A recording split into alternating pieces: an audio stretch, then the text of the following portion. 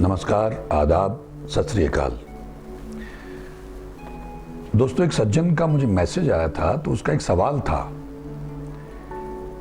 एक तो ये जानना चाहते थे कि क्रोध कितने प्रकार का होता है। उनकी क्रोध की समस्या है तो कहते क्रोध को कैसे काबू में लाऊं और क्रोध कितनी प्रकार का होता है और ये जो 5 विकार हैं इनसे कैसे बचें। तो मैं अपनी तुच्छ बुद्धि के मुताबिक उनको भी और उनके ज़रिए हो सकता है कुछ और लोगों के भी ये सवाल हों, ख़ास करके ये कि इन 5 विकारों से, काम, क्रोध, लोभ, मोह, अहंकार से बचा कैसे जाए। तो मैं उनको जवाब देने के साथ साथ आप लोगों को भी जवाब दे रहा हूँ, जो दूसरे लोग भी जिज्ञासु होंगे, ये जानना चाहते होंगे, क्योंकि हम इन्हीं के चक्कर में सारा जीवन बर्बाद कर लेते हैं। काम सबसे ज़्यादा प्रबल है, इसीलिए उसको सबसे ऊपर रखा गया है। वो किसी न किसी रूप में हमें छलता है और बर्बाद कर देता है। अब जो क्रोध है, क्रोध कई तरह का होता है, उसके कारण अलग अलग हो सकते हैं। आप खुद सोच सकते हैं कि क्रोध हमको क्यों आता है। हमारे साथ किसी ने ज्यादती की, धोखा दिया, बेईमानी की, हक मार लिया, बदतमीजी की, अपमान किया, हाथ उठा दिया, तमाम तरह के कारण होंगे, लेकिन क्रोध तो क्रोध है।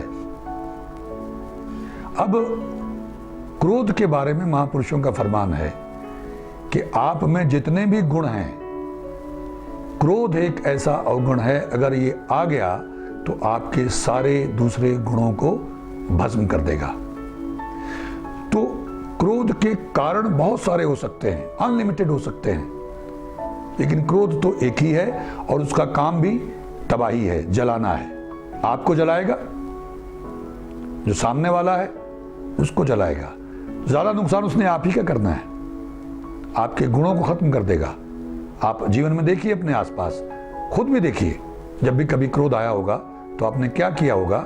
कोई भी सिचुएशन कितनी भी खराब हो, लेकिन आप क्रोध में आके उससे और बदतर कर सकते हैं। तो संयम जरूरी है। अब वो 5 जो विकार हैं, उन 5 विकारों से कैसे बचा जाए। जैसे गुरु साहब का फरमान है, 5 बिखादी एक गरीबा राखो राखण हारे।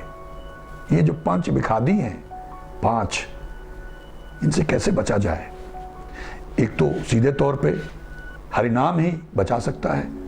हरि की शरण में जाना होगा, हरि नाम जपना होगा, सुनना होगा, जो हम लगातार कहते हैं कि रात को लगा के आप सोइए, रिपीट पे सारी रात चलने दीजिए, 6-7 घंटे सुनिए, अचेतन को सुनने दीजिए। दिन में कान में लगा के आंखें बंद करके सुनिए, खुद पाठ करिए तो अपनी आवाज़ को सुनिए, गुरुद्वारे में जाके सेवा करिए, माफ़ी मांगिए, चलते फिरते उसका नाम लेते रहिए, उससे माफ़ियाँ मांगते रहिए, उसकी याद में रहिए। एक तो ये तरीका। अब ये 5 विकार हमें तंग क्यों करते हैं, उसका कारण क्या है। मन, ये मन के दोस्त हैं। मन इन 5 विकारों के साथ, 5 विखादियों के साथ खेलता है। इसको ये बड़े पसंद हैं। ये बिल्कुल वैसे ही है जैसे हमारा इकलौता बेटा हो, बड़े प्यार से हमने उसको पाला हो, बड़ा हो के वो हमारा कहना ना माने। हमारी खुशी उसकी खुशी में है, हमारा सब कुछ उसका है, लेकिन हमारा कहना नहीं मानता। और उसके 5 दुष्ट मित्र हों, उनकी संगत में उसको बड़ा मजा आता है। ये घर घर की कहानी है, ये हम सब की कहानी है और ये घर घर की कहानी है कि बेटा कहने में नहीं है और अपने मुस्टंडे मित्रों के साथ में खूब मस्ती करता है। बियर पिएंगे, क्लब जाएंगे, डांस करेंगे, दारू पिएंगे, उल्टी सीधी हरकतें करेंगे, नशाखोरी करेंगे, घर में बदतमीजी करेंगे, पिता का कहना नहीं मानेंगे। ये अक्सर होता है। अब ये जो मन है, जैसे हमारा बेटा हमारी औलाद है, दुख का कारण भी हमारा बेटा ही होता है या हमारी संतान होती है, और सुख का कारण भी संतान ही होती है। अगर अच्छी संतान है, नेक है, कहने में हमारे है, वो कहना मानती है, तो ऐसा सुख नहीं है, आज्ञाकारी संतान है। और अगर बदतमीज है, नालायक संतान है, तो उससे बड़ा नर्क नहीं है, दुख नहीं है, जो कहना नहीं मानती है। मन भी सुख का कारक है और मन ही दुख का कारक भी है, बिल्कुल इकलौते बेटे की तरह। अब ये उन 5 बिखादियों के साथ खेलता है, इसको बड़े पसंद है। जैसे माँ बाप का टोकना बेटे को पसंद नहीं आता है, बिगड़ जाता है। कई बार बेटों ने माँ बाप का कत्ल भी कर दिया, मार भी डाला, ऐसे बहुत सारे केसेस हैं। कलयुग है। अब किसको मनाना है? ये जो लिंक है उन 5 विकारों के और आपके बीच में जो लिंक है, मन जीते जग जीत, मन को साधना है। अब मन कैसे सधेगा? हरिनाम से। उसकी कितनी बार मैंने तरीके बताने की कोशिश की है कि दवाई कड़वी होती है, थूक देते हैं बच्चे, नहीं लेते हैं। कोई भी कड़वी घुट्टी हो, कोई दवाई हो, नहीं लेते हैं, लेकिन वो फायदा करती है। जब लाभ होता है तो फिर कुछ लोग आंखें बंद करके दांत भींच के ले लेते हैं, जल्दी जल्दी निगल लेते हैं, फिर आराम आ जाता है, फिर वो दवाई की कदर करने लगते हैं। चॉकलेट मीठा है, झूठ की तरह, झूठ मीठा है लेकिन झूठ है। सत्य कड़वा है, हम थूक देते हैं। तो मन को साधने का तरीका, अब अलग अलग तरीके हैं कहने के, समझाने के, लेकिन वो जो गुरबाणी को सुनना है, हरिनाम को सुनना है, अल्लाह के नाम को सुनना है, निरंतर सुनना है, जपना है, खुद जपना तो सुनना है, फिर अंतर्मुखी हो जाएगा, वो आगे की यात्रा। लेकिन शुरुआत की बात कर रहा हूँ, junior KG, senior KG, first second class की बात कर रहा हूँ, स्टैंडर्ड की मैं। ये शुरुआत के लिए बुनियाद है, नींव है, यही आपकी मजबूत होनी चाहिए।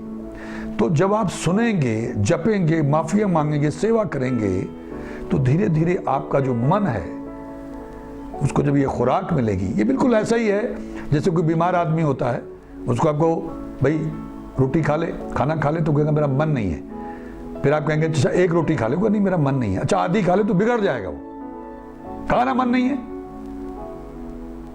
इसका मतलब क्या है कि उसका शरीर बीमार है, वो भोजन नहीं खाना चाहता।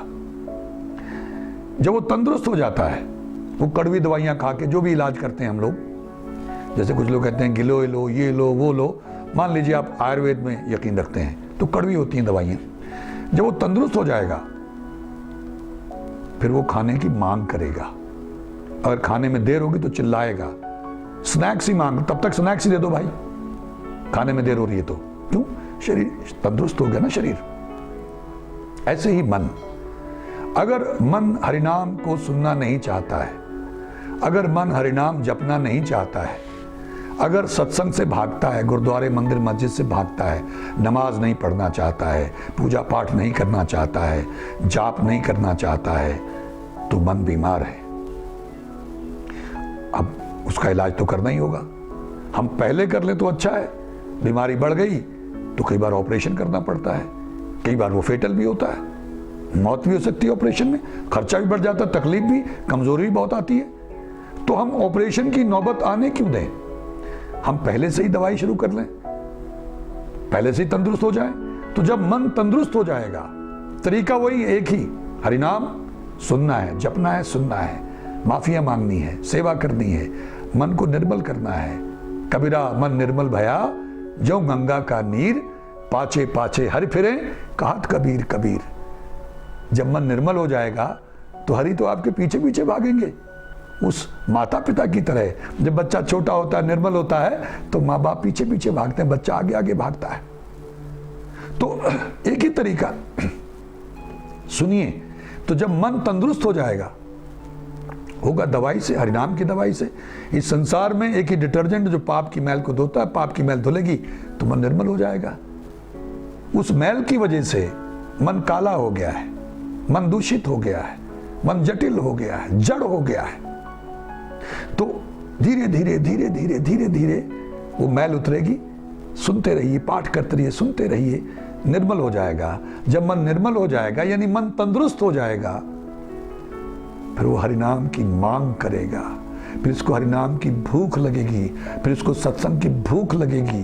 फिर जैसे खाने के लिए मांगता है, स्नैक्स मांगता है, फिर टीवी पे, यूट्यूब पे, कहीं भी पता लग जाएगा तो सुनने लग जाएगा। खुराक मिलने लग गई ना, अब उसको तंदुरुस्त हो गया ना, अब उसको भूख लगती है हरिनाम की। अगर आपका मन सुन नहीं रहा है, सुनना नहीं चाहता है, उसकी दिलचस्पी नहीं है, भाग जाता है, उचाट हो जाता है, विचलित हो जाता है, चिंताएं सताने लगती हैं, तो समझ लीजिए कि मन बीमार है। आप कोशिश करिए। मैंने उनसे कहा कि जो ये लिंक है ना, मन उन 5 के बीच में लिंक है। अगर आपने मन को साध लिया तो सब सज जाएगा। एक को साध लिया सब सज जाएगा। बस मन को साधने का तरीका वही है, हरिनाम एक ही दवाई है, एक ही डिटर्जेंट है। पाप की मैल को धोने का, मन को साधने का, जपना है और सुनना है। Practice makes a man perfect. करत करत अभ्यास के जड़ मत हो सुजान, ये मैं हमेशा कहता हूं। रस्सी आवत जात से सिल पर पड़त निशान। रस्सी से पानी भरते रहते हैं तो निशान पड़ जाता है पत्थर पे। Practice makes man perfect. छोड़ना नहीं है और कोई तरीका नहीं है, कोई चारा नहीं है। आप इस बाबा के पास जाएं, उस बाबा के पास जाएं, नहीं। मेहनत आप ही को करनी होगी। पाप आप ही ने किए हैं, आप ही को धोने होंगे, आप ही को काटने होंगे। तरीका यही है गुरु नानक देव जी महाराज का। सुनते रहिए, लगातार जपिए और सुनिए, कानों से अंदर जाने दीजिए।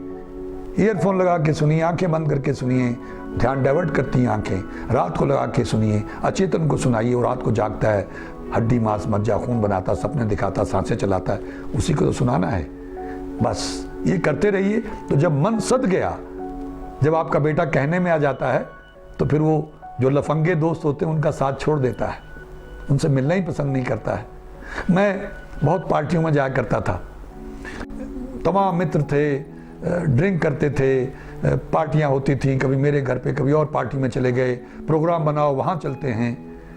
लेकिन जब से मन सद गया, जब से मन तंदुरुस्त हो गया, मैं किसी से मिलना नहीं चाहता हूँ। मेरे पास टाइम ही नहीं होता। मुझे लगता है वहाँ जाऊँगा यार तो फिजूल बातें करेंगे, क्योंकि वो भौतिक संसार में डूबे हुए हैं, खचित हैं। और सुनाओ क्या हाल है, जैसे आपको फ़ोन करते होंगे लोग, हमारे हिंदुस्तानी लोगों का ये हिसाब किताब है, और सुनाओ क्या हाल है। तो मुझे फ़ोन करें, मैं हाँ भाई और सब ठीक ठाक है।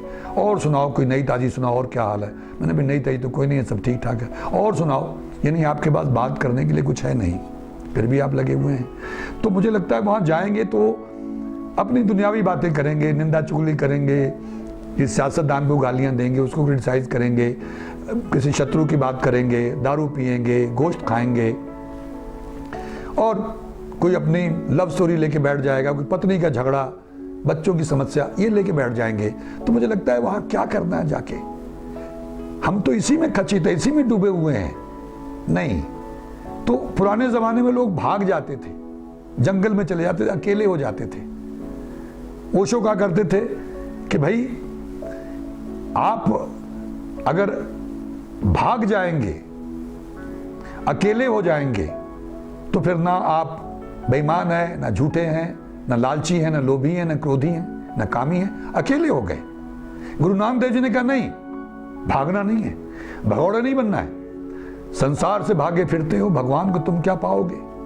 ये गाना आप लोगों ने सुना होगा सरस्वती चंद्र का। तो गुरु नानक देव जी ने कहा नहीं, भागना नहीं है, जहां उसने तुमको पैदा किया वहीं रहना है, वहीं पर रह के विरक्त रहना है। ये सबसे बड़ी चुनौती है कि इसी में रहते हुए अपने फर्ज से भागना नहीं है। जहां आपको पैदा किया, अपने बच्चों की जिम्मेदारियां निभाओ, ईमानदारी से अपना काम करो और ईश्वर का नाम जपो। किर्त करो, वंड चको, नाम जपो। ईमानदारी से अपना काम करो, कमाई करो, बांट के खाओ, ईश्वर का नाम जपो। ये 3 स्तंभ हैं सिखिज्म के। तो ये जो मन है, ये लिंक है हमारे अस्तित्व के, और वो 5 जो बिखादी 5 विकार हैं। तो मन को आप कंट्रोल कर लीजिए। जैसे आपका बच्चा फिर बाहर नहीं जाएगा, उनका साथ छोड़ देगा, आपका घर स्वर्ग बन जाएगा। ऐसे ही जब ये मन सद गया, आपके कहने में आ गया, आएगा हरि नाम से, उसकी नकेल पड़ जाएगी। मैं अक्सर ये एग्जांपल देता हूं कि जब किसी भैंसे को, किसी जानवर को आप खूंटे से बांधते हैं तो वो उखाड़ के ले जाता है उसको, लेकिन जब आप उसके नकेल डाल लेते हैं, नथ बोलते हैं उसको, पंजाबी में नथ कहते हैं, और नकेल डाल लेते हैं, तो फिर एक उंगली के इशारे से साथ में चलता है। जब हरिनाम को जपते जपते सुनते सुनते उसके नकेल पड़ गई, तो फिर एक उंगली के इशारे से आपके साथ में चलेगा, फिर खूंटे नहीं उठाएगा।